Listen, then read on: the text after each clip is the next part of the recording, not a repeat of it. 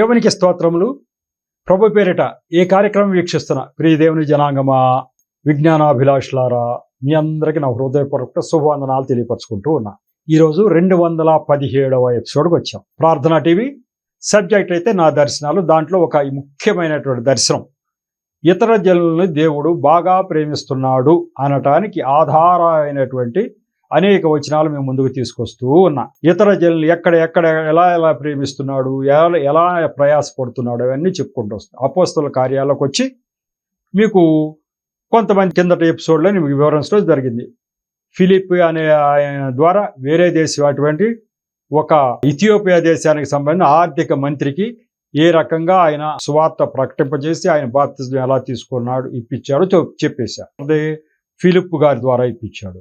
ఆ తర్వాత మరి పౌలు గారిని ఏర్పరచుకుని ఆయన ఎన్నో శ్రమల గుండా వెళ్ళి ఇతర జనులకి సువార్త ప్రకటించడం ఆయన ఏర్పరచు. అలాగే పేతురు గారి ద్వారా కొర్నేలి అనేటువంటి ఆయనకి ఈ సువార్త ప్రకటించడం ఎట్లా ఏంటి ఆయన్ని ప్రకటింప చేసే విధంగా ఆయన నడిపించడం జరిగింది. అలాగే మరి అపోస్తలుల కార్యాల్లోనే పౌలు గారి గురించి ఆయనకి ఎట్లాంటి డైరెక్షన్లు ఇచ్చాడు ఆయన అనేది మీకు తెలియపరిస్తే, పౌలు గారిని ఏర్పరచుకోవటమే కాక ఎప్పటికప్పుడు ఆయన ఆత్మచేత సంధించి మరి ఎట్లాంటి మాటలు మాట్లాడాడు, అదంతా కూడా ఇతర జనుల మీద ప్రేమ పొంగి పొర్లుతూ ఉంది ఆయనకి. ఆ ప్రేమే మనల్ని, అంటే ఆయన్ని ఏర్పరచుకున్న బిడ్డల్ని అనేక త్యాగాలు చేయించేటట్టుగా చేసింది. అన్ని త్యాగాలు కాదు, వాళ్ళ జీవితాలు వదిలేసేసుకుని ఆ యొక్క సువార్త ప్రకటించడానికి కారణం ఏంటంటే దేవుడి యొక్క ఆత్మ వాళ్ళ మీద పనిచేసి అలా చేసేటట్టు చేసింది. దీనికి కారణం ఏంటంటే ఇతర జనుల్ని ఎలాగైనా రక్షించాలని ఇతర జనుల మీద ఉన్న ప్రేమ అది. ఇకపోతే అపోస్తలుల కార్యంలో 13వ అధ్యాయంలో 2-3 వచనాలు, 47-48 4 వచనాలలో పౌలు గారి విషయంలో ఆయన చెప్పినటువంటి మాటలు మనం వింటే, ఓహో, ఈ దేవుడికి ఇతర జనుల మీద ప్రేమ ఎంత ఉందా అని మనకు అర్థమవుతుంది. అపోస్తలుల కార్యములు 13వ అధ్యాయం, అపోస్తలుల కార్యాలు 13వ అధ్యాయంలో ముందు 2-3 వచనాలు చదువుతాను. ఆ తర్వాత 47-48 వచనాలు కూడా మీకు ఎక్స్ప్లెయిన్ చేస్తా. ఆ యొక్క 2-3 వచనాలు చెప్తాను. 13వ అధ్యాయంలో, వారు ప్రభువును సేవించుచు ఉపవాసము చేయుచుండగా పరిశుద్ధాత్మ నేను బర్నబాను సౌలును పిలిచిన పని కొరకు వారిని నాకు ప్రత్యేకపరచుడని వారితో చెప్పాను. అంతటా వారు ఉపవాసం ఉండి ప్రార్థన చేసి వారి మీద చేతులు ఇచ్చి వారిని పంపిరి. ఇక్కడ జరిగింది ఏంటంటే, అంతియోక్యలో ఉన్న ఒక సంఘంలో ఈ బర్నబా ఇంకా వీళ్ళందరూ కూడా కలిసి అక్కడ ఆ సంఘంలో ఉన్నారు. ఉండి ఏమేం చేయాలో, రేపేం చేయాలో, ఏం చేయాలో ఆలోచించుకుంటున్నారు. పౌలు గారిని దేవుడు ఏర్పాటు చేసుకున్నాడు. ఏర్పాటు చేసుకున్న తర్వాత ఆయనకు సువార్త ప్రకటనలో ఉన్నాడు. కానీ పౌలు గారిని ప్రత్యేకమైన పని మీద నియమించింది దేవుడు అని మనకు తెలియటం కోసం చెప్తున్నా. ఇదంతా కూడా వాళ్ళంతా కలిపి పౌలు గారు ఇంకా ఆయనతో పాటు ఉన్నటువంటి వాళ్ళంతా కూడా ఆ సంఘంలో బర్నబా ఉన్నాడు, ఆ తర్వాత సుమయోను ఉన్నాడు, హేరోద్తో కూడా పెంచబడిన మనయేను అని ఒక ఆయన ఉన్నాడు. వీళ్ళందరూ ఉన్నారు. వీళ్ళందరూ సువార్త ప్రకటిస్తూ ఉన్నారు. అయితే దేవుడికి అది కుదరదు. అలా కాదు, ఈ యొక్క పౌలు అన్న ఆయనకి ఒక మంచి తోడు కావాలి. ఆ బర్నబా అన్న ఆయన తోడిచ్చి ఇద్దరిని విపరీతంగా దేశం మీద తిప్పాలి అని చెప్పి అనుకున్నాడు. కావాలి వీళ్ళందరూ అక్కడ సంఘంలో ప్రార్థిస్తూ ఉంటేట వారు ప్రభువును సేవించుచు ఉపవాసం చేస్తూ ఉన్నారు, దేవుడిని ప్రార్థిస్తూ ఉన్నారు. అట్లా ఉపవాసం చేయుచుండగా పరిశుద్ధాత్మ నేను బర్నబాను సౌలును పిలిచిన పని కొరకు వారిని నాకు ప్రత్యేకపరచుడని వారితో చెప్పాను. అంతటా వారు ఉపవాసం ఉండి ప్రార్థన చేసి వారి మీద చేతులు ఉంచి వారిని పంపిరి. ఇక్కడ ఉపవాసం ఉండి ప్రార్థన చేయటం కాదయ్యా, నేను ప్రత్యేకమైన పని మీద నియమించా ఆ సౌలుని బర్నబాని ఆ పని మీద పంపించేయండి అని పరిశుద్ధాత్మ దేవుడు ఆ యొక్క స్వరం వినిపించాడట అక్కడ. అప్పుడు వాళ్ళందరూ కలిసి, అయ్యా మీ ఇద్దరిని అంట ప్రత్యేకంగా ఒక పని మీద వెళ్ళిపోమంటున్నారని చెప్పి వీళ్ళ మీద చేతులుంచి చక్కగా వీళ్ళని ఆ యొక్క పరిచర్యకి సువార్త ప్రయాణాలు విపరీతంగా చేశాడు. ఎన్నో దేశాలు తిరిగాడు ఎవరో పౌలు గారు. ఈ సహకారిగా బర్నబాను ఉంచాడు దేవుడు. బర్నబా అంటే ఈయనకంటే ముందు నుంచే ఈ యొక్క ప్రభు గురించి బాగా తెలిసిన మనిషి. సౌలు గారు అంటే పౌలు తర్వాత పౌలుగా మార్చబడ్డాడు. ఆయన దేవుడు దర్శించేంత వరకు కూడా ఈ యొక్క యేసు ప్రభు గురించి తెలియదు ఆయనకి. కానీ మొన్న వచ్చిన ఆయన కాబట్టి ముందు నుంచే ఉన్నటువంటి ఒక మంచి పాండిత్యం కలిగినటువంటి మంచి వ్యక్తి బర్నబాను తోడిచ్చి, మీ ఇద్దరు నేను చెప్పిన పని చేసేయండి అయ్యా అని చెప్పాడు. అలా ఇక్కడ ఈ సువార్త ఏం ప్రకటింపు, వీళ్ళకి అన్యజనులకు ప్రవక్తగా తర్వాత వచనాలు చెప్తా, వీళ్ళని అన్యజనులకు ఫోకస్ చేశాడు దేవుడు. ఆల్రెడీ క్రైస్తవులైన వారికి మనం సువార్త ప్రకటించడం ఒకళ్ళకి అప్పచెప్తే, అలా కాకుండా అన్యజనులకి సువార్త ప్రకటించే బాధ్యతని కొంతమంది మీద ప్రత్యేకపరిచి ఉంచుతాడు. అటువంటి బాధ్యతే నా మీద కూడా దేవుడు ఉంచాడు. అటువంటి బాధ్యతే దర్శనంలో చూపించాడు. అన్యజనుల మీద నీకు ఫోకస్ అంతా. ఆల్రెడీ క్రైస్తవులు అన్న వాళ్ళకి మళ్ళీ వాక్యంలో తుది మెరుగులు దిద్దటం కాదు, అసలు అన్యజనుల మధ్యకే నువ్వు వెళ్ళాలి అని నాకు. అట్లాగే ఆయనకి అన్యజనుల మధ్యకి వీళ్ళిద్దరిని పంపించి తర్వాత 47, 48 వచనాలు కూడా చదివితే మీకు అర్థమవుతుంది. నీవు భూదిగంతముల వరకు రక్షణార్థముగా ఉండినట్లు నిన్ను అన్యజనులకు వెలుగుగా ఉంచి ఉన్నాను అని ప్రభువు మాకు ఆజ్ఞాపించినండ్రి. అన్యజనులు ఆ మాట విని సంతోషించి దేవుని వాక్యమును మహిమపరచిరి, మరియు నిత్య జీవనకు నిలబడి వారందరూ విశ్వసించిరి. 47, 48. ఇక్కడ జరిగింది ఏంటంటే, ఒక ఊరిలో వీళ్ళంతా కూడా సువార్త ప్రకటిస్తూ ఉన్నారు. ఎవరు? పౌలు గారు వీళ్ళు ప్రకటిస్తూ ఉంటే అక్కడ వాళ్ళంతా కూడా వాళ్ళని దూషిస్తున్నారట. ఎట్లా దూషిస్తున్నారు? దూషించుతూ పౌలు చెప్పిన వాటికి అడ్డం చెబుతూ వాళ్ళని అడ్డం చెప్తున్నారట.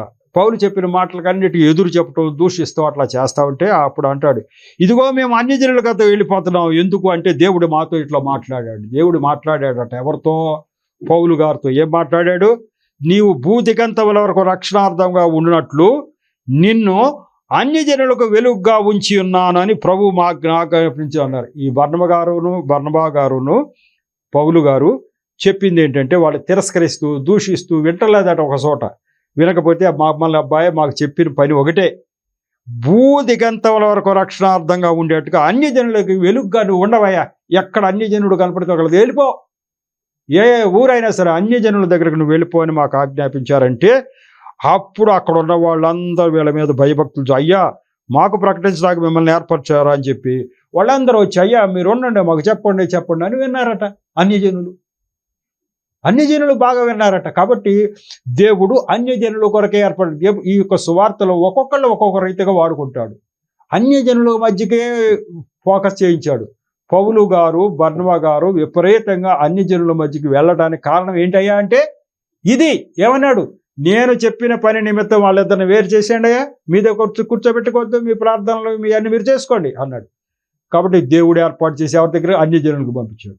మరి ఎక్కడో ఒక చోట వాళ్ళు తిరస్కరిస్తుంటే దేవుడు ఏమన్నాడు, నువ్వు ఇక్కడ తిరస్కరించే వాడి దగ్గర నువ్వు ఉండే పనే లేదు, నువ్వు వెళ్ళిపో వేరే దేశం అని చెప్పి నువ్వు మమ్మల్ని అన్యజనులకు వెలుగుగా నియమించాడు, మేము వెళ్ళిపోతున్నావా వేరే చోటకు అని చెప్పి మరి వెళ్ళిపోయారు వాళ్ళు. కాబట్టి అన్యజనుల దగ్గరికి నడిపించింది ఎవరు అని అంటే, ఈ యొక్క దేవుడి యొక్క ఆత్మే నడిపించింది అని మనం అర్థం చేసుకోవచ్చు. ఇకపోతే అపోస్తల కార్యంలో 16వ అధ్యాయం 9వ వచనం కూడా చూద్దాం. అక్కడ కూడా ఒక వచనం ఉంది. దీన్ని బట్టి దేవుడు ఆయన సువార్త ప్రకటింప చేస్తాడు, ఆయనే చేస్తాడు అనేది మనకు అర్థమవుతుంది. సువార్త ప్రకటన అనేది మనుషులు చేయట్లేదు అనేది చాలామందికి తెలియదు. దేవుడు ఆత్మచేత చేయించబడుతుందని గ్రహించడానికి వీలైన వచనం ఇది. అపోస్తల కార్యములు 16వ అధ్యాయం 9వ వచనం. అప్పుడు మాసిదోనియా దేశస్థుడు ఒకడు నిలిచి, నీవు మాసిదోనియాకు వచ్చి మాకు సహాయము చేయమని తనను వేడుకొంచున్నట్లు రాత్రి వేళ పౌలునకు దర్శనము కలిగెను. అతనికి ఆ దర్శనము కలిగినప్పుడు వారికి సువార్త ప్రకటించుకుని దేవుడు మమ్మల్ని పిలిచి ఉన్నాడని మేము నిశ్చయించుకొని వెంటనే మాసిడోనియాకు బయలుదేరటకు ప్రయత్నం చేసి దేవుడికి స్తోత్రం. వీళ్ళందరూ కూడా ఈ పౌలు గారును వీళ్ళు కూడా వాక్యం ప్రకటిస్తాకు వెళుతున్న రోజుల్లో మళ్ళీ డైరెక్షన్ ఎప్పటికప్పుడు దేవుడు ఒక్కో పట్టణానికి వీళ్ళు వెళ్ళటం, దేవుడి యొక్క ఆత్మ వాళ్ళకి తోడుకోవటం జరుగుతుంది. వీళ్ళు రేపొద్దున పలానా చోటుకి వెళ్దాం అనుకున్నారట, ఈ పౌలు గారు బర్నబా వీళ్ళు అనుకుంటే ఆ రాత్రి ఒక దర్శనం వచ్చేస్తుంది. దేవుడు దర్శనం చూపిస్తున్నాడు. ఆ దర్శనంలోనట అంతటా వారు మసియను దాటిపోయి త్రోయకు వచ్చిరాదు. వాళ్ళ డైరెక్షన్లో ఈ ఊరు అని వెళ్తున్నారు. త్రోయ దాకా వచ్చారు. నెక్స్ట్ ఒక ఊరికి వెళ్ళాలనుకుంటున్నారు. అప్పుడు మాసిదోనియా, ఆ రాత్రి కల్లో దేవుడు మాసిదోనియా నుంచి ఒకడు వచ్చి, నువ్వు మాసిదోనియాకు వచ్చి మాకు సహాయం చేయమని వేడుకున్నట్లు రాత్రి వేళ పౌలునికి దర్శనం కలిగింది. ఎట్లా దర్శనాలు చూపిస్తాడు దేవుడు. ఒక ఆయన వచ్చి, అయ్యా మా దగ్గరకు వచ్చి సువార్త ప్రకటించండి అని ఒక మాసిడోనియా దేశస్తుడు వచ్చి ఆయన చెప్పినట్టుగా దర్శనం వచ్చింది ఆ రాత్రి. పొద్దున లేచి ఏమనుకుండా అతనికి ఆ దర్శనం కలిగినప్పుడు వారికి సువార్త ప్రకటించడానికి దేవుడు మమ్మను పిలిచినాడని మేము నిశ్చయించుకుని వెంటనే మాసిడోనియాకు బయలుదేరటకు యత్నం చేస్తున్నాయి. త్రోయ నుంచి వాళ్ళు వేరే చోటకు వెళ్ళాలనుకుంటున్నారు. కానీ ఆ రాత్రి దేవుడు దర్శనం చూపించాడు. అబ్బాయి మీరు మాసిడోనియాకి వెళ్ళాలని డైరెక్ట్ చెప్పలా. ఆ రాత్రి దర్శనంలో ఒక మాసిడోనియా ఆయన వచ్చి, అయ్యా మీరు మా దగ్గరకు వచ్చి సువార్త ప్రకటించండి అన్నాడు. అప్పుడు అర్థమైంది పౌలు గారికి. అంటే అర్థం మనం రేపు వెళ్ళాల్సుకున్న ఊరు అది కాదు, మాసిడోనియాకి వెళ్ళిపోవాలి మనం. రాత్రి దర్శనం చూపించాడు దేవుడు అని చెప్పి మాసిడోనియాకి వెళ్ళిపోయి బ్రహ్మాండంగా అక్కడ సువార్త ప్రకటించారు. కాబట్టి మాసిడోనియాకి వెళ్ళి సువార్త ప్రకటించడానికి ఏర్పాట్లు చేసింది మనుషులా దేవుడా? నువ్వు సువార్త ప్రకటించవా అని వదిలేశాడా పౌలు గారిని? నువ్వు ఇక్కడ కూర్చుంటే, నువ్వు ఇక్కడ కాదా కూర్చుందే, నువ్వు ఇంకో చోటుకి వెళ్ళిపో అని పంపించాడు. ఒక చోటు నుంచి బర్నబాను తీసుకుని వెళ్ళిపో అన్నాడు. వచ్చాడు. ఆయన వెళ్తా ఉంటే రేపొద్దున ఒక చోటుకి వెళ్దాం అనుకుంటున్నారు. నో, అక్కడ కాదా, మాసిడోనియా వెళ్ళాలి, నువ్వు వెళ్ళు ఇటు అని. సువార్త ఎవరి ద్వారా ప్రకటింపబడుతుంది అంటే దేవుడి ద్వారానే స్వయంగా ప్రకటించబడుతుంది. ఆయన ఆత్మ చేత నడిపింపబడుతున్నారు, కానీ మనుషులు వాళ్ళంతటా వాళ్ళు చేయట్లా. ఇది ఇతర జనులకు తెలియదు. ఈ సువార్త ప్రకటన అనేది దేవుడే చేయిస్తున్నాడు. ఆయన నిజమైన దేవుడు అప్పుడు ఉన్నాడు, ఇప్పుడున్నాడు, ఎప్పుడు ఉన్న దేవుడు ఆయన ఒక్కడే. మనం దేవుళ్ళుగా ఆరాధించే దేవుళ్ళు ఉన్నారే, వాళ్ళు ఎవరు ఇట్లా చేయటల్లా. వాళ్ళ కథలు ఉంటాయి తప్ప వాళ్ళు ఎవరు ఎప్పుడు ఎక్కడ ఏం చేసినట్టు లేవు. కానీ మన దేవుడు ఇలా చేయిస్తున్నాడు అని ప్రజలు గ్రహించేటట్టుగాను. ఇప్పుడు ఈ వాక్యం ద్వారా మనం గ్రహించవలసింది ఏంటంటే, ఇతర జనుల్ని దేవుడు ప్రేమిస్తున్నాడు అంటూ వాస్తవం కాదా? ఈ పౌలు గారిని ఏర్పరచుకోవటమే ఇతర జనుల గురించి. ఇతర జనుల మధ్యకి వెళ్తే కొడతారు, తిడతారు కదా, ఊరుకుంటారా? మామూలుగా చర్చిలోకి వెళ్ళి మామూలుగా చెప్తే మనకు ఎవరికీ ఇబ్బంది లేదు. ఇతర జనుల మధ్యకి వెళ్ళి యేసు ప్రభు గురించి చెప్తే ఊరుకుంటారా? కొడతారు, తిడతారు. అది కూడా చెప్తున్నాడు. అబ్బాయి నేను కొడతారు, తిడతారు, నువ్వు వాళ్ళకి మంచిగా వెళ్ళాలి. లేదండి నేను అక్కడికి వెళ్ళను, నేను మన వాళ్ళకే చెప్తానంటే కుదురుతుందా? అలా కుదరదు. దేవుడు ఆయన ఏర్పరిచిన పద్ధతి అదే. కాబట్టి పౌలు గారు హాయిగా ఎక్కడో ఒకటి కూర్చోవచ్చు, వేరే వాళ్ళని ఎవరు కొట్టకోకుండా తిట్టుకోకుండా వాళ్ళ మధ్య మన క్రైస్తవుల మధ్యలో చెప్పుకున్న వాళ్ళు హాయిగా ఉండటం ఏంటి? పౌలు గారికి ఇన్ని కష్టాలు రావటం ఏంటంటే దేవుడు నిర్ధారించాడు అంతే. ఆయనకి ఆ పని అప్పచెప్పాడు. ఆయన చేసి తీరాల్సిన కష్టాలు వస్తాయి, ఎన్ని కష్టాలు వచ్చినా చెయ్యాలి అని చెప్పి దేవుడు చూపించడం జరుగుతూ ఉంది. కాబట్టి ఇక్కడ జరిగింది ఏంటి అంటే, మాసిడోనియాకి వెళ్ళాలని డైరెక్షన్ ఇచ్చింది ఎవరు? దేవుడు. ఇక్కడే మీకు ఒక విషయం చెప్పాలి. దేవుడు నాకు 100కు పైగా దర్శనాలు చూపించాడు. నా 61వ సంవత్సరంలో దేవుడు నన్ను ఏర్పరచుకుని దర్శనమే దర్శనం, ఆ రోజు నుంచి ఈ రోజుకి దర్శనాలు చూపిస్తూనే ఉన్నాడు. ఒక 150 పైనే ఉంటాయి ఇంపార్టెంట్ దర్శనాలు. 100 నా పుస్తకంలో రాశా. నా పుస్తకాలు విపరీతంగా 14,000 పుస్తకాలు ప్రజల మధ్యకి ఉచితంగా పనిచేశా. ఇదిగో దేవుడు నిత్యం నాతో మాట్లాడుతున్నాడు. నా 61వ సంవత్సరంలో దేవుడు నన్ను పట్టుకున్న తర్వాత ఈ రోజు వరకు ఎప్పటికప్పుడు మాట్లాడుతున్నాడు. నువ్వు ఇలా చెయ్యి, అలా చెయ్యి, అలా చెయ్యి.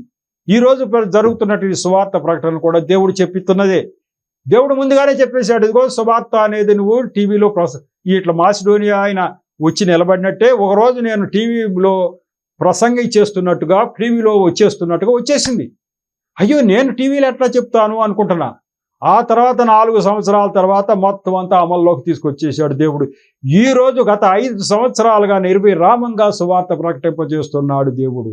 కాబట్టి దేవుడు యొక్క ఆత్మచేత జరుగుతుంది తప్ప ఈ టీవీ ప్రసంగాలు నేను చేయటం నాతో జరగటంలే. అది నాకు తెలుసు ప్రత్యక్షంగా. కాబట్టి నాకు అర్థమైంది, ఏ రోజునైతే నాకు దర్శనం వచ్చిందో నేను టీవీలో ప్రసంగిస్తున్నట్టు, ఏంటిది అని అంటే, ఇదిగో నేను ఏర్పాటు చేశాను ఒక ఆయన చెప్పడం చూసినప్పుడు, నేను టీవీలో ప్రసంగించవలసి ఉంటుంది అని దేవుడు నాకు చెప్పాడని నాకు ఒక మైండ్లో పెట్టుకున్నా. అది ఎట్లా అమలు అవుతుందో నాకు తెలీదు అనుకున్నా. అది అమలయ్యేటట్టుగా పరిస్థితులన్నీ సమకూడి జరిపించి అమలు చేయించేశాడు దేవుడు. కాబట్టి అట్లా మాట్లాడుతున్న దేవుడు ఉన్నది ఈ యొక్క బైబిల్ గ్రంథంలో దేవుడే కానీ ఇంకెక్కడ ఏ దేవుడు కాడు. ఇట్లా బేరీజు వేసుకుని వాడు చూసుకోవాలి. ఇదిగో ఇప్పుడు ఈ చెప్పినవన్నీ ఆధారాలు మనం చెప్పగలిగితే ఇతర జనులకి, ఇవన్నీ ఈ ఆధారాలు ఉన్నాయి బాబు.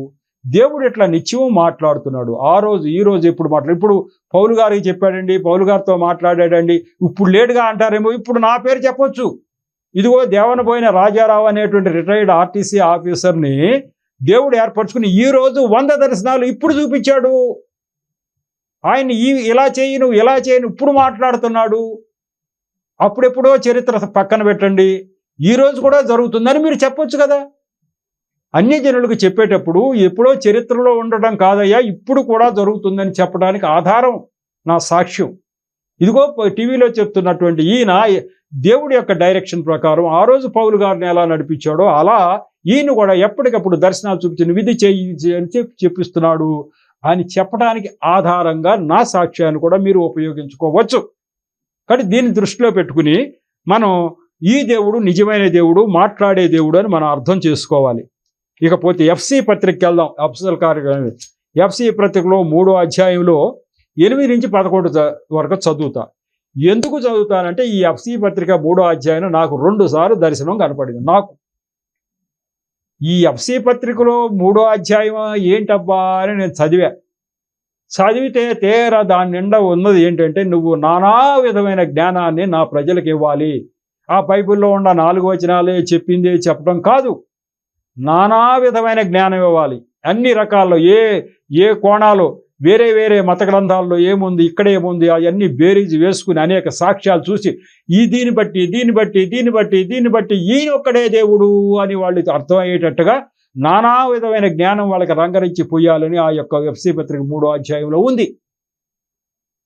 అది నాకు 2 సార్లు చూపించాడు దర్శనం. కాబట్టి ఆ ఎఫ్సి పత్రిక 3వ అధ్యాయము 8 నుంచి 11 వచనాలు చదివేసి ఆ తర్వాత ఇంకో దానికి వెళదాము. ఎఫ్సి పత్రిక 3వ అధ్యాయం. ఎందుకంటే 2 సార్లు నాకు చూపించి మరి దేవుడు ఆ యొక్క సువార్త ప్రకటింపజేస్తున్నాడు కాబట్టి దాంట్లో ఏముందో చూస్తే మీకు కూడా ఇది దేవుడు ఇలా మాట్లాడుతున్నాడంటే దేవుడికి ఇతర జనుల మీద ప్రేమ ఉందని దాంట్లోనే అర్థమవుతుంది బాగా. ఈ యొక్క మర్మాలన్నీ ఇతర జనులకు తెలియటం లేదు, ఈ మర్మాలన్నీ కూడా వాళ్ళకి తెలియాలని 3వ అధ్యాయంలో 8 నుంచి 11 వరకు చదివేస్తాను. కలిపే ఉంటుంది అదంతా. దేవుడు మన ప్రభు అయిన క్రీస్తు యేసునందు చేసిన నిత్య సంకల్పం చొప్పున పరలోకములో ప్రధానులకును అధికారులను సంఘము ద్వారా తన యొక్క నానా విధమైన జ్ఞానం ఇప్పుడు తెలియజేయబడాలని ఉద్దేశించి శోధింపశక్యము కాని క్రీస్తు ఐశ్వర్యమును అన్యజనుల్లో ప్రకటించుటకును సమస్తమును సృష్టించిన దేవుని యందు పూర్వకాలం నుండి మరిగి ఉన్న మర్మమును గూర్చిన ఏర్పాటు ఎట్టిదో అందరికీ తేటపరచుకును పరిశుద్ధులందరిలో అత్యల్పుడనైన నాకు ఈ కృప అనుగ్రహించెను. ఇది నాకు చూపించినటువంటి దర్శనంలో 3వ అధ్యాయంలో ఏముందో చదివితే అమ్మో దీని ప్రకారం చెయ్యాలట అని నాకు అర్థమైంది. ఏంటయ్యా దీని ప్రకారం అంటే ఏంటంటే, నానా విధమైన జ్ఞానము, ఇది వరకు ఎవరు ఎక్కువగా చెప్పనటువంటి జ్ఞానము నేను చెప్పాలట వీళ్ళకి. ఇది వరకు ఎవరు పెద్దగా చెప్పని జ్ఞానం అంతా పోగు చేసి నేను చెప్పాలట. అంతేకాకోకుండా ఇక ఈ మర్మాలన్నీ కూడా వాళ్ళకి తెలియపరచాలట. అన్యజనుల్లో ప్రకటించడం, ప్రత్యేకంగా నాకు అన్యజనుల్లో ప్రకటించావయ్యా అని చెప్పి ఉంది. ఇక దాంట్లో ఎన్నో పాటలు పడుతున్నా, అన్యజనులకు నేను ప్రకటిస్తున్నా. అన్యజనుల మధ్యకి వెళ్ళినప్పుడు దూషణ భోషణ తిరస్కారాలు అంటారే, అన్ని కష్టాలు నష్టాలు వస్తున్నాయి. దేవుడు దర్శనం చూపించి మరి నువ్వు అన్యజనులకే ఫోకస్, అన్యజనులకే నిన్ను ఏర్పరచా, అన్యజనుల మధ్యకి తీసుకెళ్ళాలి అంటున్నాడు. మరి ఇదేంటండి, మరి టీవీలో చెప్తున్నారు అదంతా మేము క్రైస్తవులమే చూస్తున్నాంగా అని మీరు అనుకోవచ్చు. కానీ దేవుడి ఉద్దేశం వేరు. నేనొక్కడనే అందరి దగ్గరికి అన్యజనులకి వెళ్ళలేను కాబట్టి నువ్వు టీవీలో చెప్పు నాయనా, విన్న నా బిడ్డల హృదయంలో మంట రగులుస్తా, వాళ్ళలో ప్రేరణ కలగజేస్తా, వాళ్ళ చుట్టూ ఉన్న ప్రజలకు వాళ్ళు చెప్పేటట్టుగా నేను చేస్తా. కాబట్టి ముందు నువ్వు టీవీలో చెప్పు అని చెప్పాడు. ఇటు తిరిగి అన్యజనులకే వెళ్తుంది. ఇప్పుడు మీకు చెప్తున్నా అంటే అర్థం మీరు గ్రహించాలి, మీ చుట్టూ ఉన్న వాళ్ళకి మీరు చెప్పాలన్నమాట. కాబట్టి నేను ఒక్కడినైతే కొంతమందికి అందుతుంది, కానీ టీవీ ద్వారా అయితే అనేక మంది మీ ద్వారా కూడా అందాలని ఏర్పాటు దేవుడు చేశాడు. నాకు ప్రధానమైన పిలుపు ఏంటంటే, పౌలు గారిలాగా అన్యజనుల మధ్యకు నువ్వు వెళ్ళాలి, మర్మాలు చెప్పాలి, నానా విధమైన జ్ఞానం చెప్పాలి అన్నదే దేవుడి యొక్క ఆ రకమైనటువంటి నానా విధమైన జ్ఞానం రంగరంగు పోయటం ద్వారానే ఈ ఒక్క దర్శనం గురించి ఈ రోజుకి 47 ఎపిసోడ్లు వెళ్ళింది. 47 ఎపిసోడ్లో ఎంత జ్ఞానం మీకు ఇచ్చానో మీకు తెలుసు. ఇదంతా దేవుడు చెప్పిన మాట ప్రకారమే చేస్తున్నా. ఇదేంటంటే ఒక దర్శనం గురించి ఏదో కట్టే కొట్టేలాగా 2-3 ఎపిసోడ్లో ముగించాలి కదా. ఏంటి 47 దర్శనాలు తీసుకెళ్ళాడంటే దానికి కారణం ఈ యొక్క దర్శనమే. ఎఫ్సి పత్రిక 3వ అధ్యాయంలో ఉన్న విధంగా నువ్వు చేయమని అంటమే. కాబట్టి ఈ ఎఫ్సి పత్రికలో ఉన్న 3వ అధ్యాయం ప్రకారమే జరుగుతుంది. ఇంకొక వచనం చూద్దాము. మరి ఇక టైం ఉంటుందో లేదో నాకు తెలియదు. ఇంకొక వచనం చూసి ఆ తర్వాత ముగింపు ఇచ్చేయాలని అనుకుంటున్నాను. ఒక్కొక్క వచనం చూసుకోండి. కొరింథీయులకు రాసిన మొదటి పత్రిక 3వ అధ్యాయం 14-15 దాంట్లో ఏముందో మీకు ఆ ఒక్క వచనం మీకు చూపిస్తే, దేవుడి యొక్క ప్రేమ, ఇదంతా కూడా దేవుడి యొక్క ప్రేమే ఇతర జనుల మీద. కొరింథీయులకు రాసిన మొదటి పత్రిక 3వ అధ్యాయము 14-15 పునాది మీద ఒకడు కట్టిన పని నిలిచిన ఎడల వాడు జీతం పుచ్చుకొను, ఒకరి పని కాల్చివేయడం వానికి నష్టము కలుగును. అతడు తన మట్టుకు రక్షింపబడును గాని అగ్నిలో నుండి తప్పించుకున్నట్లు రక్షింపబడును అంటాడు. దీని కథ ఏంటంటే, ఆ పౌలు గారితో చెప్పిస్తున్నాడు దేవుడు, ఈ సువార్త ప్రకటన అనేది దేవుడు చేయిస్తున్నాడయ్యా, మనుషులు చేయించట్లేదు. మీరందరూ అపోలో గారు చెప్పినట్టు చేస్తున్నాం, పౌలు గారు చెప్పినట్టు, మేమెవరం అయ్యా, నిమిత్త మాత్రం. దేవుడు ఈ సువార్త ఎలా ప్రకటింపజేయాలో ఆయన నిర్మించాడు, ఒక పునాది వేశాడు. ఆ పునాది మీద పౌలు అన్న ఆయన ఓ మొక్క నాటితే నేను నీరు పోస్తే అది మొక్క పెరుగుతుంది. అట్లా చేస్తున్నాం మేమంతా. ఒక్కొక్కరు ఒక్కొక్క పని చేయాలి. పని అంతా చేసేది అది సువార్త ప్రకటన కూడా అలాగే. ఒకడు మొక్క నాటుతాడు, ఒకడు నీరు పోస్తాడు, మొక్క అవుతుంది. కాబట్టి ఎవడు చేయించేది ఏదైనా దేవుడు చేయించేదే. ఆ రకంగా మీరు చేస్తున్నారు. అయితే మీరు చేసే పని ఎట్లా చేస్తున్నారు అని దేవుడు చూస్తాడు. అబ్బాయి, మీరు సరిగ్గా సువార్త ప్రకటించకపోతే మీ పని కాల్చివేయబడుతుంది. మీరు సరైన సువార్త ప్రకటిస్తేనే మీ పని నిలబడుతుంది, అగ్నికి తట్టుకుంటుంది. ఒకవేళ మీరు ఆ సరిగా ప్రకటించకపోయే పక్షం అయితే మీరు ఆ యొక్క నరకం నుంచి అయితే తప్పించుకుంటారు, కానీ ఎట్లా తప్పించుకుంటారు? అగ్నిలో నుండి తప్పించుకున్నట్లు రక్షించుకుంటారు. అంతే. బొటాబొటిగా నరకం నుంచి తప్పించుకుని పరలోకానికి వెళ్తారు తప్ప మీకు సరైన మహిమ పరలోకంలో దొరకదు. ఎప్పుడు మీరు దేవుడు చెప్పిన ప్రకారం సువార్త ప్రకటించకపోతే మీ పని కాల్చివేయబడిపోయి మీరు చేసిన సువార్త పరిచర్యనంతా దేవుడు అగ్నిలో పెట్టి చూస్తాడు, కాల్చుతాడు. మీరు కానీ సరైన పరిచర్య చేస్తే అగ్నిలో కాలిపోదు. మీరు సరైన సువార్త ప్రకటించకపోతే మీ పని కాలిపోతుంది. అంటే అది గడ్డిలాగా ఉంటుంది, గడ్డిలాగా కొయ్యలాగా ఉంటుంది, కాలిపోద్ది. కానీ గట్టి పరిచర్య చేసినోడు అది పెద్ద లోహము, ఇనుము, ఇత్తడి, వెండి అట్లా ఉంటుంది, అది కాలదు. కాబట్టి అగ్నిలో పెట్టి చూసినప్పుడు మీ పని కాలిపోయిన పక్షం అయితే మీరేదో పరలోకం వెళ్తారు, కానీ సరైన మహిమ మీకు రాదు. అగ్నిలోంచి తప్పించుకుని పరలోకానికి వెళతారే తప్ప మీకు సరైన సువార్త ప్రకటించకపోయిన పక్షం అయితే మీకు సరైన మహిమ పరలోకంలో దొరకదు అన్నాడు. దీన్ని బట్టి మనం సువార్త ప్రకటించడానికి మనకి ఎంత బాధ్యత పెట్టాడు. అమ్మో, సువార్త బాగా ప్రకటించకపోతే మనకు సరైన మహిమ రాదు అక్కడ అంటున్నాడు. ఇది ఎవరి మీద ప్రేమ? మనకు సరైన మహిమ అక్కడ ఎందుకు ఇవ్వట్లేదు సువార్త బాగా ప్రకటించకపోతే అంటే ఇతర జనుల మీద ప్రేమే. ఇతర జనులకు నువ్వు సువార్త ప్రకటిస్తేనే నీకు ఏదైనా అక్కడ ఇస్తా సరైంది అన్నాడు. అది అంతా ఆయన మీద ప్రేమ, ఆ ఇతర జనుల మీద ప్రేమే. కాబట్టి ఇలా అనేకమైనటువంటి అంశాలు ఉన్నాయి. ఇప్పటికైతే మరి నా ఉద్దేశంలో ఇది ముగించేయాలని అనుకుంటున్నాను. ఇంకెన్ని నిమిషాలు ఉందో చూస్తున్నా. అది కాబట్టి ఇది ఈ యొక్క ఎపిసోడ్తో 217 ఎపిసోడ్తో ఈ యొక్క దర్శనాన్ని ముగించాలనుకుంటున్నాను. తర్వాత నెక్స్ట్ దర్శనం ఉంది, అది కూడా ఇంపార్టెంట్ దర్శనమే.